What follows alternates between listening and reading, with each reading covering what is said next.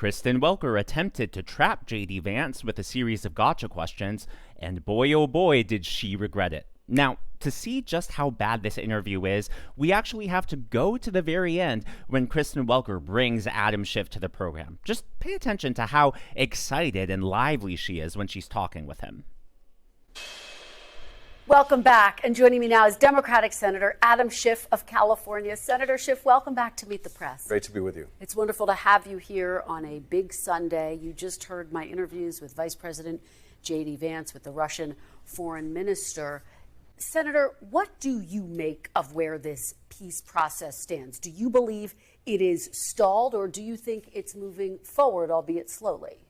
So not only was she pleasant and happy with Adam Schiff, but she actually served up the answer on a silver platter. She asked the question and then she said, is it A or is it B? Now, when I was in school, if you had a multiple choice test and there were only two options, or if you were asked a true or false question, you automatically had a 50% probability of getting the answer right. Now, I doubt there's anything Adam Schiff could have said that could have been wrong for the mainstream media and the Democrats. He just had to choose an option and then defend that point. But that is completely different. That is not the same standard that Kristen Welker or most journalists have when it comes to Republicans. Not only do they ask open-ended questions, but they ask those open-ended questions, and then whenever you answer, no matter what your answer is, they push back. They get argumentative with you. They attempt to fact-check you in real time. Well, one of the main topics that Kristen Welker interviewed JD Vance about was the war with Russia and President Trump's plan to try to bring this war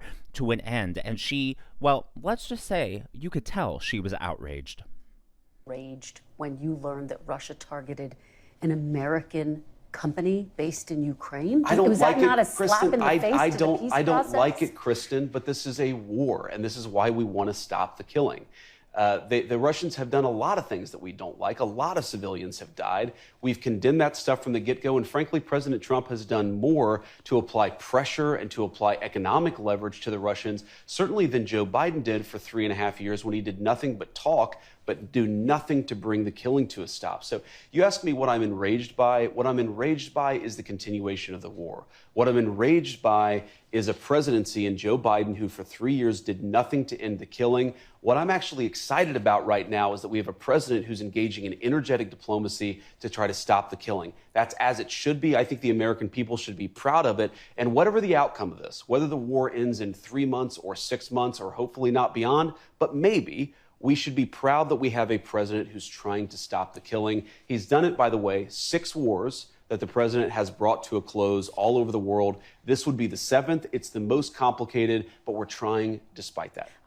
Now, for those of you unfamiliar, what she's referring to here is after President Trump's meeting with Putin in Alaska, well, Russia continued striking Ukraine, and that included hitting an American company that is based in Ukraine, and that obviously earned a lot of outrage. And so she's trying to use that basically against JD Vance, as if this war hasn't been going on for several years at this point. Now, her next question, really pay attention to how she frames this, because she actually is trying to trap JD Vance here, because she's talking about how sanctions aren't working. And you can tell she's trying to get him to agree that, hey, sanctions aren't going to work, because if she can get him to agree to that, then she's going to trap him in a gotcha. Pay attention really closely here.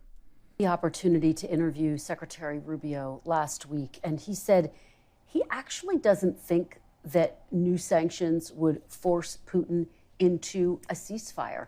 Are sanctions now off the table, Mr. Vice President? The sanctions aren't off the table, but we're going to make these determinations on a case-by-case basis. What do we think is actually going to exert the right kind of leverage to bring the Russians to the table? Now, you said sanctions were not going to lead to a ceasefire. I think that's obviously correct. If you look at the way the Russians have conducted themselves, they don't want a ceasefire. They don't want a ceasefire for complicated reasons. We, of course, have pushed for a ceasefire. But again, we don't control what Russia does. If we did, the war would have been over 7 months ago.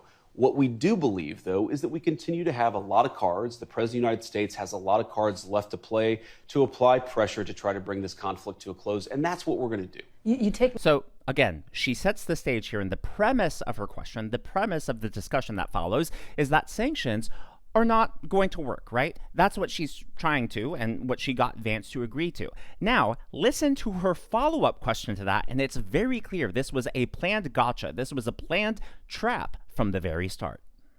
My next question, where exactly is the pressure on Russia to do anything if you're not right now imposing new sanctions? How do you... Okay, so in other words, I hate to interrupt so much, but her first question, sanctions aren't going to work, right? And then her follow-up question, well, if you're not going to impose more sanctions, then what are you going to do? Where is the pressure? You cannot win with journalists like her.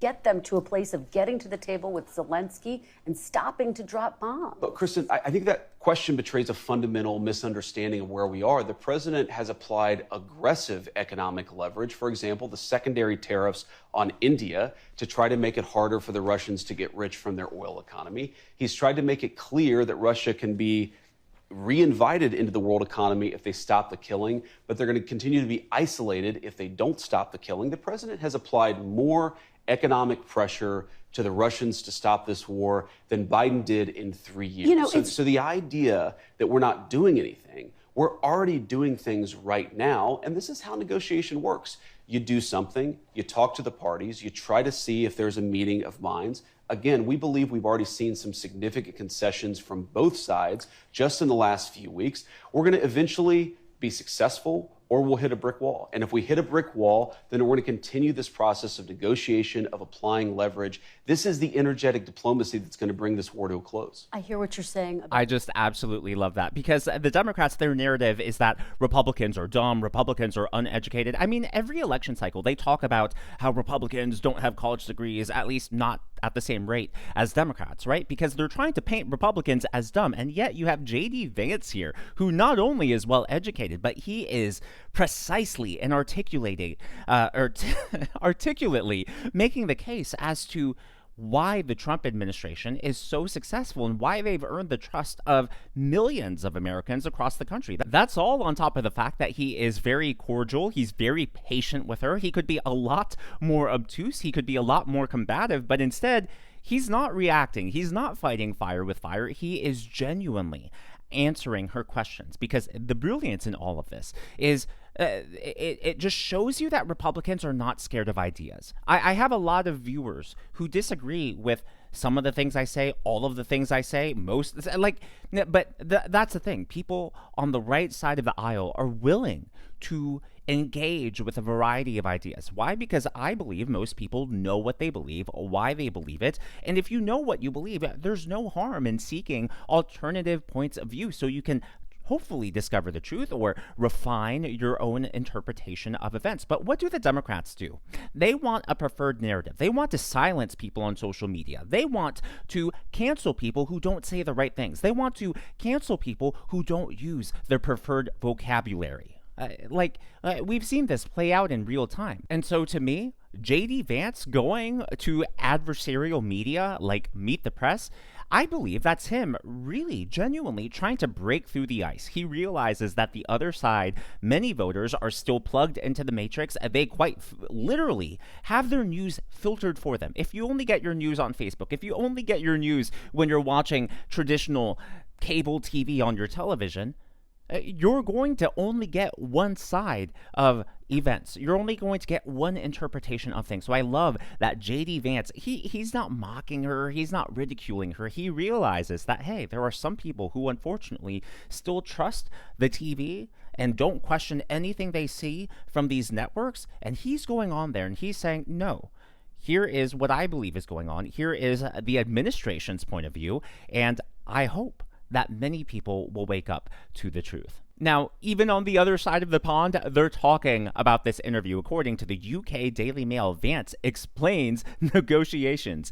JD Vance schools NBC's Kristen Welker on Russia-Ukraine diplomacy like he's talking to a fifth grader. This is just embarrassing and humiliating for the media. These are the same people who claim that President Trump is an international laughingstock, right? They claim that world leaders don't take him seriously, and that's why the rest of the world looks down on America. And yet, foreign press is making fun of this interview. Not at JD Vance's expense, at hers. Well, the next segment, she does her thing, right? She attempts to set the premise with the question, but there's just a problem here. I don't think the premise is accurate, and JD Vance, well, he calls her out on it.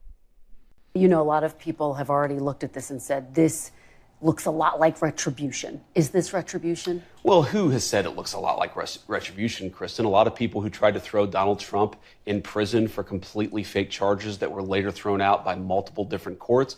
I suspect that if the media and the American people let this case actually unfold, if they let the investigation unfold as it's currently doing, they're going to find out that what we're doing is being very deliberate and being very driven by the national interest and by the law here, and that's as it should be. Of course, what they're talking about is the FBI raiding John Bolton's home.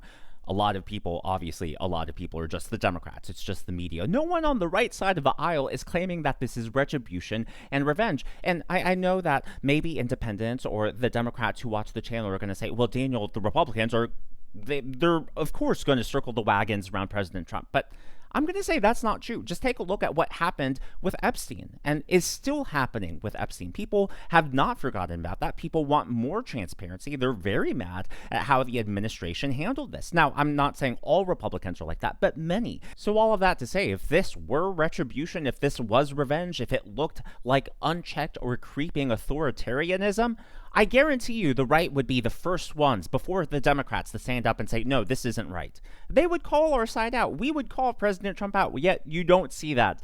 Again, like the best example of this is the Epstein case. I mean, when have you seen backlash like that against a candidate from your own side or a president from your own side? Did you see that under Barack Obama with the Democrats or Bill Clinton with the Democrats?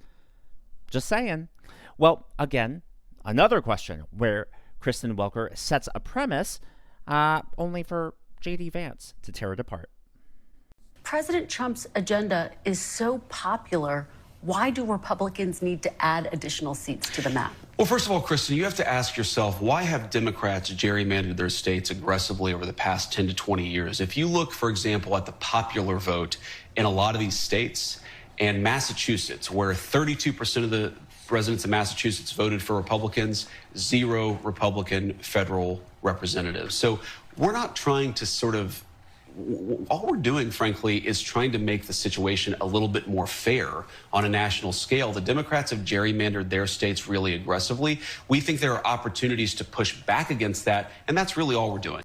On top of that, the Republicans don't really need to gerrymander to win. Just take a look at this article from Politico. Even Politico says, we dug into the polls. Democrats in Congress should be very afraid. This really, I mean, it shows you that Democrats haven't learned their lesson. Sure, I think we would all agree that what's happening in Texas is clearly political, but as I've covered on the channel before, it's not unconstitutional, neither on the federal level or on the state level. I've gone through Texas's constitution. We've talked about that on the channel.